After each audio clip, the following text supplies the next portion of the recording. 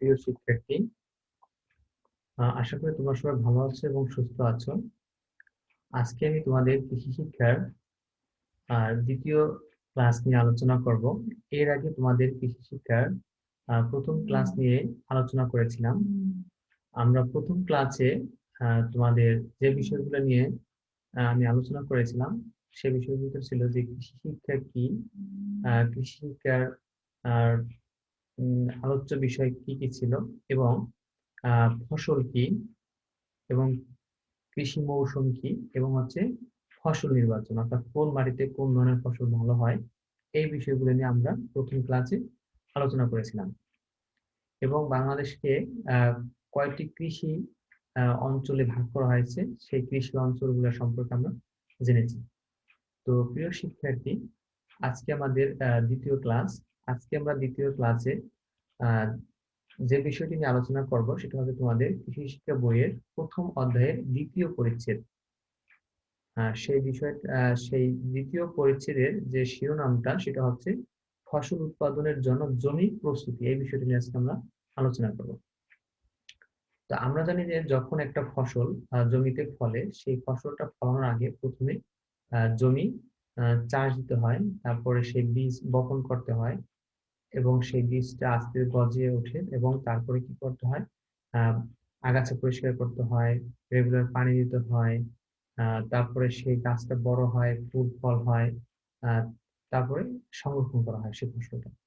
তো তো প্রথমে যে জিনিসটা আমাদের কাজটা করতে হয় সেটা হচ্ছে কি আমাদের জমিটা, ফসল উৎপাদনের জমিটা প্রথমে তৈরি করতে হয়। তা আজকে আমরা সেই বিষয়টা নিয়ে আজকে আলোচনা করব, যে কৃষিবিদ্যার দ্বিতীয় অধ্যায়ের আহ প্রথম অধ্যায়ের দ্বিতীয় যে পরিচ্ছেদ রয়েছে সেই পরিচ্ছেদ সম্পর্কে আমরা জানবো। এর আগে আমরা কৃষিকার প্রথম অধ্যায়ের প্রথম পরিচ্ছেদ যেটা ছিল যে ফসল নির্বাচন, এই যেটা নিয়ে আলোচনা করেছি।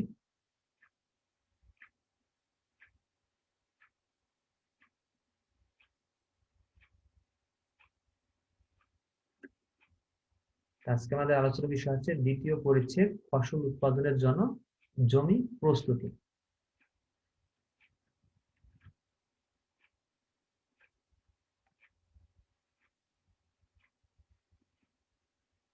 এখানে কৃষির যত কাজ আছে, আহ, তার মধ্যে গুরুত্বপূর্ণ কাজ হলো কি জমি প্রস্তুতি করা।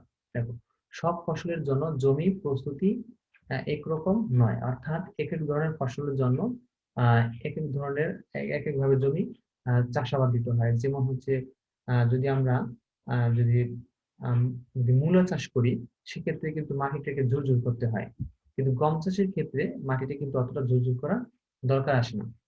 এর জন্য একটা আহ আহ খনার বচন আছে। এই খনার বচনটা যদি আমরা মুখস্থ রাখি তাহলে কিন্তু অনেক ধরনের ফসলের ক্ষেত্রেই আহ কয়টা করে চাষ দিতে হবে সেটা কিন্তু আমরা জানতে পারবো। সেই ছয়টা হচ্ছে: 16 চাষে মূলা, তার অর্ধেকে তুলা, তার অর্ধেকে ধান, বিনা চাষে পান। অর্থাৎ প্রথমে বললাম কি যে 16 চাষে মূলা, অর্থাৎ মূলা চাষের জন্য 16 বার চাষ দিতে হবে। তার অর্ধেকে তুলা, 16 অর্ধেক কত, 8, তাহলে 8 তুলা চাষের জন্য কি করতে হবে, 8 বার চাষ দিতে হবে। তার অর্ধেকে ধান, অর্থাৎ ধান চাষের জন্য তুলা চাষের যে চাষ দিতে হবে তার অর্ধেক, অর্থাৎ 8-এর অর্ধেক 4, 4 বার কি করতে হবে, চাষ দিতে হবে। এবং বিনা চাষে পান, অর্থাৎ পান চাষ করার ক্ষেত্রে কোনো চাষ দেওয়ার দরকার আসে না। তাহলে আমরা এই ছয়টা মুখস্থ রাখবো যে 16 চাষে মূলা, তার অর্ধেকে তুলা, তার অর্ধেকে ধান, বিনা চাষে পান। এই ছয়টা যদি আমরা জানি তাহলে কিন্তু এই যে ধান, তারপর তুলা, তারপর পান, এই মূলা, এই যে কতটা চাষ দিতে তা কিন্তু আমরা জানতে পারবো। এর জন্য এটা কিন্তু তোমাদের বিভিন্ন সময় পরীক্ষায় কিন্তু এই যে ছড়াটা, এটা কিন্তু খনার বছরটা আসবে। এই জন্য তোমাদের একটু ভালো করে মুখস্থ রাখতে হবে। ধান চাষের জন্য জমি প্রস্তুতি দেখো এখানে আছে যে ধান বাংলাদেশে সারা বছর চাষ করা হয়, তবে অধিকাংশ ক্ষেত্রেই বীজতলার চারা উৎপাদন করতে হয়। বীজতলা কি করতে হয়, চারা উৎপাদন করতে হয়। ধানের বীজতলা তৈরি ও জমি প্রস্তুতির চতুর্থ অধ্যায় প্রথম পরিচিতি থেকে মানে জানতে পারবে ডিটেলস আর কি। গম চাষের জন্য জমি প্রস্তুতিকরণ। দেখো, গম হচ্ছে কি রবি শস্য, অর্থাৎ শীতের সিজন হচ্ছে রবি শস্য। বর্ষার মৌসুম শেষ হওয়ার পর মধ্য কার্তিক মধ্য অগ্রহায়ণ পর্যন্ত গমের চাষের উপযুক্ত সময়। মাটির জো দেখে জমিতে লাঙল চালনা করতে হয়। জো, তাহলে জো বিষয়টা হচ্ছে কি, জোটা হচ্ছে ময়েশ্চার আছে কিনা, অর্থাৎ মাটিতে পর্যাপ্ত পরিমাণে পানি আছে কিনা, এটা হচ্ছে জো অবস্থা। গমের মাটি ঝুরঝুরা করে প্রস্তুত করা প্রয়োজন। এজন্য 3 থেকে 4 বার আড়াআড়ি জমি চাষ দিয়ে বার কয়েক মই দিয়ে মাটি ঝুরঝুর করতে হয়।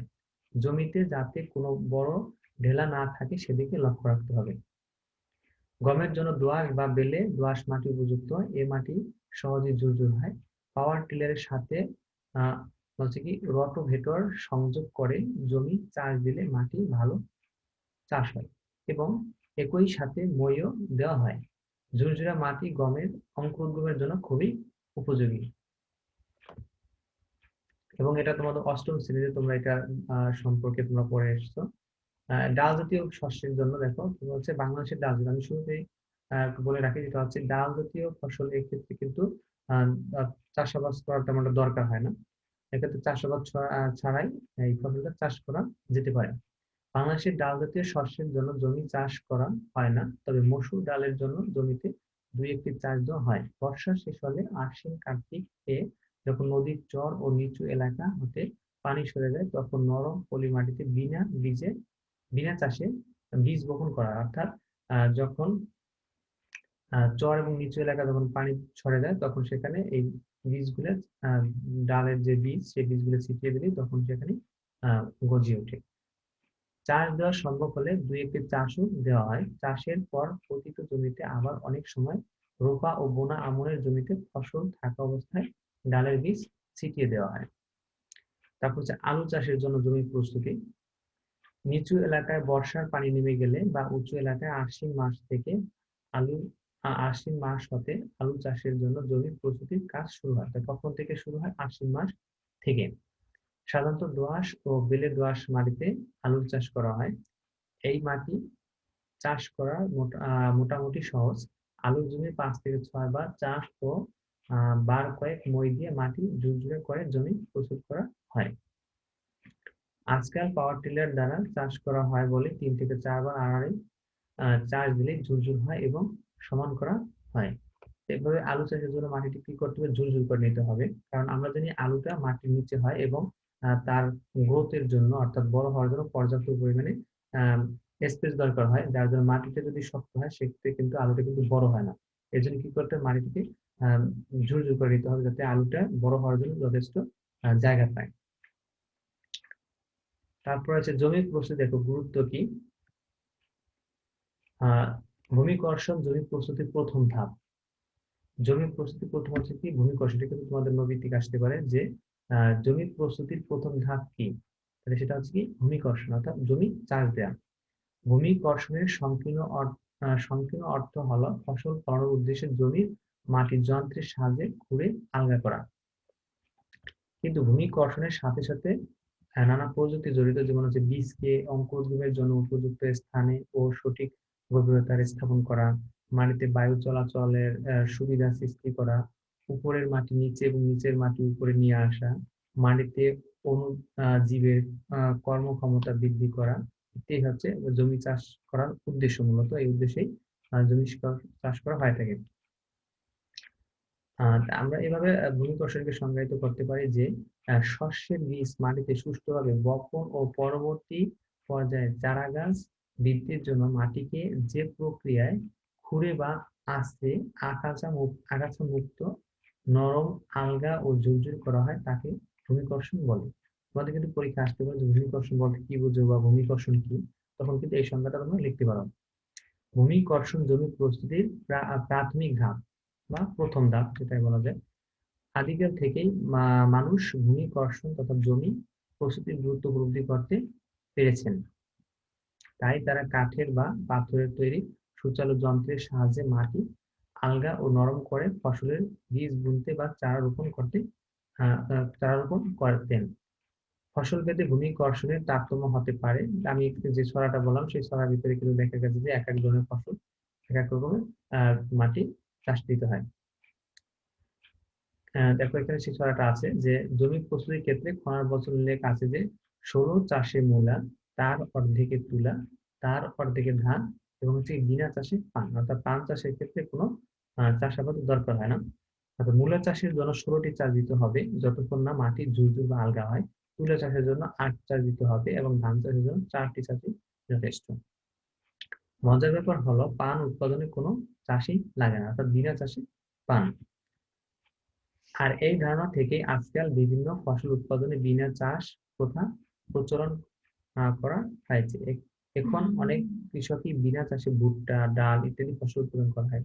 তোমাদের কিন্তু এটাও কিন্তু নদী থেকে আসতে পারে যে বিনা চাষে কি চাষ করা যায়, ভুট্টা এবং ডাল এই দুটো কিন্তু চাষ করা যায়। তোমাদের অনেক সময় বহু নির্বাচনে যে এমসিকিউ গুলো আসে সেখানে কিন্তু রোমান সংখ্যার 1, 2, 3 সেখানে যদি দেওয়া হয় যে নিচের কোন ফসলটি আহ বিনা চাষে চাষ করা যায় না, সেখানে কিন্তু যদি ভুট্টা, ডাল এবং পান থাকে এবং হচ্ছে মূলা থাকে, অ্যান্সার হবে কিন্তু মূলা। কারণ এই যে পান, ভুট্টা এবং ডাল এগুলো কিন্তু চাষ দেওয়ার কোনো দরকার আসে না। বা এরকম আসতে পারে নিচের কোন ফসলটি বিনা চাষে চাষ করা যায়, যখন কিন্তু যদি থাকে ডাল তাহলে ডাল হবে, ভুট্টা থাকলে ভুট্টা, অথবা পান থাকলে পান হবে।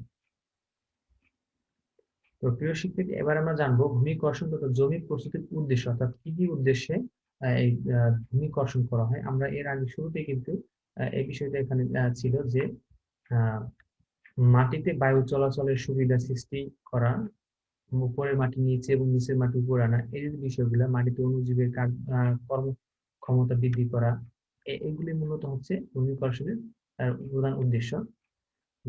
আমরা একটু ডিটেলস জানবো। এখানে আছে মাটি বীজের অঙ্কুরোদ্গম অবস্থায় আনায়ন করার জন্য। দেখো এখানে কি যে প্রক্রিয়া মাটিকে ঝুরঝুরা করে বীজের অঙ্কুরোদ্গমের অবস্থায় আনা ও ফসল জন্মানোর উপযোগী করা হয় তাকে ভূমি কর্ষণ বলে, তাকে কর্ষণ বলে। জমিতে বারবার চাষ দেওয়ার ফলে মাটি নরম হয়। আমরা জানি যে বিভিন্ন ফসল যদি কোনো ফসল যদি জমির উপরে ছিটিয়ে রাখা হয় তাহলে কিন্তু অনেক ধরনের ফসলই হয় না, আবার কিছু কিছু ফসল হয়। এখন যে ফসলগুলা ঝুরঝুর করে মাটির নিচে যে বীজগুলো বপন করতে হয় সেগুলো যদি উপরে ছিটিয়ে দেওয়া হয় তাহলে কিন্তু সেই ফসলগুলো গজাবে না। এর জন্যই মাটিটাকে ঝুরঝুর করে মিহি করে তারপর সেই বীজটা কি করতে হবে, বপন করতে হবে। সেটা বলছে যে আহ জমিতে বারবার চাষ দেওয়ার ফলে মাটি নরম হয়, দানাগুলো মিহি হয়, আর তাতে বীজ গজানো ও ফসল জন্মানোর এক ভৌত অবস্থা সৃষ্টি হয়। জমি কিভাবে কতটুকু প্রস্তুত করা হবে তা নির্ভর করে মাটির প্রকারভেদ, মাটির জৈব পদার্থ ও রস ও ফসলের প্রকারের উপর, এই বিষয়ের উপর নির্ভর করে যে জমি কতটুকু প্রস্তুত করা হবে সেটা। দোআঁশ, বেলে এবং বেলে দোআঁশ মাটির মতো হালকা মাটিতে 3 থেকে 4 বার চাষ এবং মই দিলে ভূমি কর্ষণ ফসল উৎপাদন উপযোগী হবে। কিন্তু কাদা মাটির মতো ভারী মাটিতে 5 থেকে 6 বার চাষের প্রয়োজন হয়ে থাকে। অর্থাৎ বালি মাটি, যে বালু মাটি যদি থাকে সেই বেলে মাটিতে ততটা বেশি চাষ দেওয়া হয় না, তবে এঁটেল মাটি হলে সেই মাটিতে বেশি পরিমাণে চাষ দিতে হয় এবং মাটিটাকে ঝুরঝুর করতে হয়। মাটি, সার এবং জৈব পদার্থের মিশ্রকরণ, অর্থাৎ মাটিতে বিভিন্ন ধরনের যখন সার দেওয়া হয় সেই সারগুলা জমিতে ভালো করে যাতে মিশে সেই মিশ্রিত করার জন্য তখন সেই সার ছিটিয়ে তখন সেই জমিতে চাষ দিতে হয়। তখন কিন্তু মাটির সাথে সেই সারটা কিন্তু ভালোভাবে মিশ্রিত হয়। এই কারণে মাটি এবং মাটির সার এবং জৈব পদার্থ মিশ্রণের জন্য অনেক সময় জমি চাষ দিতে হয়। তারপর হচ্ছে ভূ অভ্যন্তরস্থ কীটপতঙ্গ দমন। মাটির ভিতরে অনেক ধরনের কীটপতঙ্গ থাকে যেগুলো ফসলের ক্ষতি করে থাকে। তো যদি ভূমি কর্ষণ করা হয় অর্থাৎ জমিতে যদি চাষাবাদ দেওয়া হয় তখন কি হয়, যে মাটির ভিতরে সেই কীটপতঙ্গ উপরে উঠে আসে, তখন বিভিন্ন ধরনের যে পোকা খাদ্য যে পাখি থাকে সেই পাখিগুলা সেই পোকাগুলো খেয়ে ফেলে এবং জমিটা কি হয় রোগ মুক্ত এবং পোকামাকড় তখন মুক্ত হতে পারে। এই কারণে যে ভূ অভ্যন্তরস্থ যে কীটপতঙ্গ থাকে সেগুলো দূর করার জন্য তখন ভূমি মানে চাষাবাদ করা হয়। এখানে সেটাই বলা আছে, মাটির অভ্যন্তরে অনেক পোকা আছে যেগুলো ফসলের অনেক ক্ষতি করে। ভূমি কর্ষণের সময় এসব পোকা বা পুত্তলি ডিম উন্মুক্ত হয় এবং পাখির এগুলো খেয়ে নিধন করে। আর সূর্যালোকেও সেসব ধ্বংস করে, সেগুলো ধ্বংস করে। মাটির নিচের পোকাগুলোর মধ্যে যেমন উই, চুঙ্গা ও পিপিলিকা প্রধান। তারপর হচ্ছে মাটির পানি ধারণ ক্ষমতা বৃদ্ধি করে অনেক সময়। যে ভূমি কর্ষণ মাটির পানি ধারণ ক্ষমতা বাড়ায়। অকর্ষিত ভূমি অর্থাৎ যেখানে চাষ করা হয় নাই সেই ভূমি বা মাটি থেকে পানি তাড়াতাড়ি বাষ্প হয়ে যায় অথবা পানি গড়িয়ে অন্যত্র চলে যায়। কিন্তু কর্ষিত জমিতে সার বা সেচের পানি আটকা পড়ে, যা পরে মাটি শুষে নেয়। অর্থাৎ আহ কর্ষিত জমির মাটির পানি ধারণ ক্ষমতা আরো বৃদ্ধি পায়। এরূপ মাটিতে বীজ বুনলে ভালো অঙ্কুরোদ্গম হয় এবং ফসলের তখন বৃদ্ধি ঘটে। মাটির স্তর জীবাণু সমূহের কার্যকারিতা বৃদ্ধি। যদি জমিতে চাষ দেওয়া হয় তাহলে মাটির ভিতর যে ব্যাকটেরিয়া, ছত্রাক, ফাঙ্গাস যেগুলো থাকে এগুলো তখন কার্যকারিতা বৃদ্ধি পায় এবং মাটিতে তখন মাটির ভিতরে যে সারগুলো প্রয়োগ করে সেগুলো ডিকম্পোস্ট হয়, অর্থাৎ সারে পরিণত হয় খুব দ্রুত। এবং মাটি থেকে সেটা তখন উদ্ভিদ তাড়াতাড়ি শোষণ করতে পারে। সেটা হচ্ছে মাটিতে অনেক জীবাণু আছে।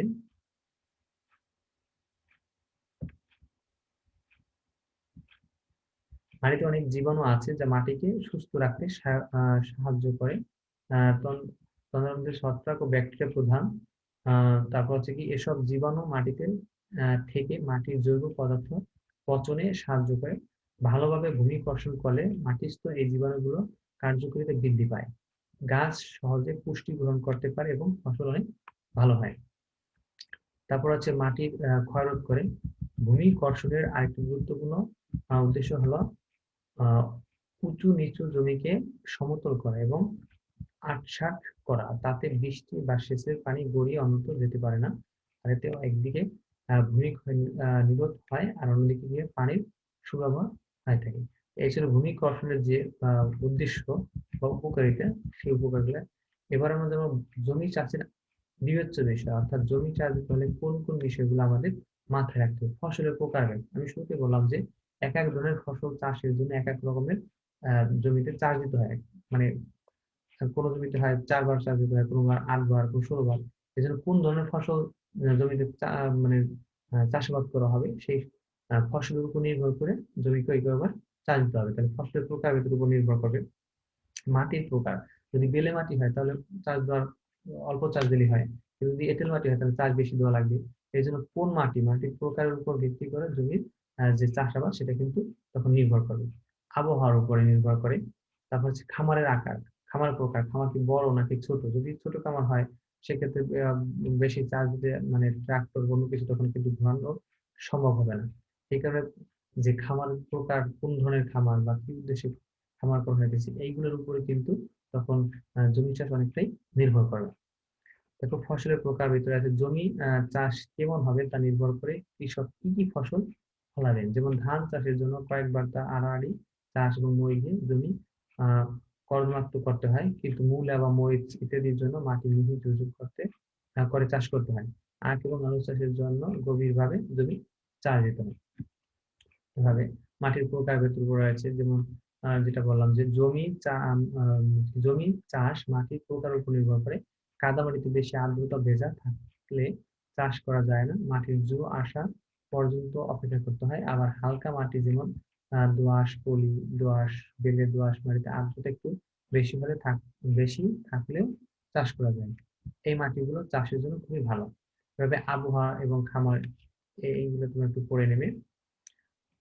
তো প্রিয় শিক্ষার্থী, তোমাদের কৃষি শিক্ষার প্রথম অধ্যায়ের দ্বিতীয় যে পরিচ্ছেদটা ছিল, অর্থাৎ ফসল উৎপাদনের জন্য জমি প্রস্তুতি, আজকে আমরা সেই বিষয়গুলো নিয়ে আলোচনা করলাম। যে ভূমি কর্ষণ কি, তারপরে কোন ধরনের ফসলের জন্য কতটা চাষ দিতে হয়, তারপর একটা ভূমি কর্ষণ সম্পর্কে যে একটা খনার বচন ছিল সেই খনার বচন, এবং ভূমি কর্ষণের কি উদ্দেশ্যে ভূমি কর্ষণ করা হয় সেই বিষয়গুলো আমরা আজকে জানলাম। তারপরে জানলাম হচ্ছে যে জমি চাষের বিবেচ্য যে বিষয়গুলো সেই বিষয়গুলো সম্পর্কে।